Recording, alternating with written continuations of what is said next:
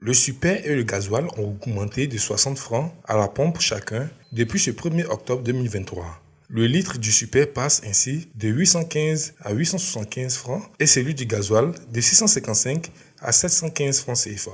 Le ministre des Mines, du Pétrole et de l'Énergie, Mamadou Sangafoua Coulibaly, a tenu une conférence de presse au plateau ce samedi 30 septembre pour annoncer une augmentation des prix des carburants dans le pays. Le ministre Mamadou Sangafoua Coulibaly a expliqué que cette hausse des prix est due au fait que depuis le début de l'année 2023, le coût du pétrole brut est resté élevé à cause de la guerre en Ukraine et de la décision des pays membres de l'OPEP+, dont l'Arabie Saoudite et la Russie, de réduire les productions et exportations de pétrole brut à partir de juillet 2023 et à la réduction des stocks de réserve de certains pays.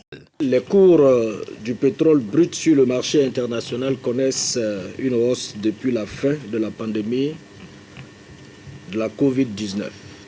Cette flambée des prix s'est accentuée avec les craintes sur la sécurité d'approvisionnement liée à la crise russo-ukrainienne survenue en février 2022. Depuis, les cours du Brent ne sont jamais descendus en dessous de la barre des 72 $ US le baril. Ils avaient même été au-delà de 123 $ US le baril au mois de juillet 2022. Le ministre Amadou Koné a assuré qu'après des échanges avec les acteurs du secteur des transports, les prix des transports vont être maintenus à leur niveau actuel. Selon lui, des mesures d'accompagnement ont été prises par le gouvernement pour atténuer les effets de ce réajustement des coûts du carburant pour les transporteurs. Il s'agit d'un certain nombre de frais qui sont prélevés par diverses administrations. Le gouvernement a procédé à la suppression de cette amende de 22 500 qui est dénoncé par les transporteurs. Le gouvernement a réaffirmé le maintien de 33 barrages routiers sur les axes interurbains. Donc des dispositions sont en train d'être prises avec ceux qui sont en charge de cela pour que ces barrages fixes soient respectés. Il y a aussi une question relative au remorquage des véhicules,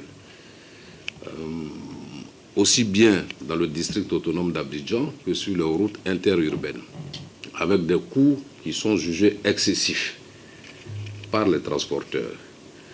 Donc le gouvernement a décidé là aussi, très rapidement, de mettre les choses à plat et d'encadrer, par un texte qui va être pris très rapidement, l'exercice du métier de remorqueur et les barèmes de remorquage, pour que ce ne soit pas un abus, comme on a pu le constater avec un certain nombre d'entreprises de remorquage. Quant au ministre Souleymane Diarra-Souba, il a indiqué qu'il y a eu des échanges avec les associations et fédérations de consommateurs, de commerçants et d'industriels, de sorte qu'il n'y ait pas de hausse des prix des produits de grande consommation.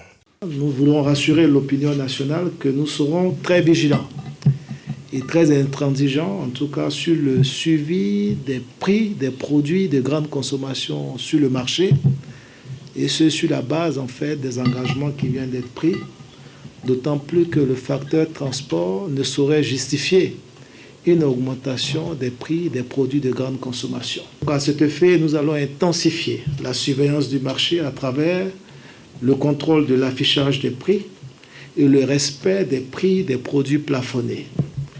Nous allons également procéder au renforcement des actions de contrôle et de surveillance des marchés de notre brigade, la brigade de contrôle rapide, la BCR, et également des 31 directions régionales sur tout le territoire national. Il a également appelé la population à utiliser la ligne verte 1343 et l'applicatif Contrôle citoyen en cas de non-respect des prix plafonnés. Les 3 émissaires du gouvernement ont invité les transporteurs, commerçants et industriels à se conformer à ces mesures et à éviter toute augmentation de prix.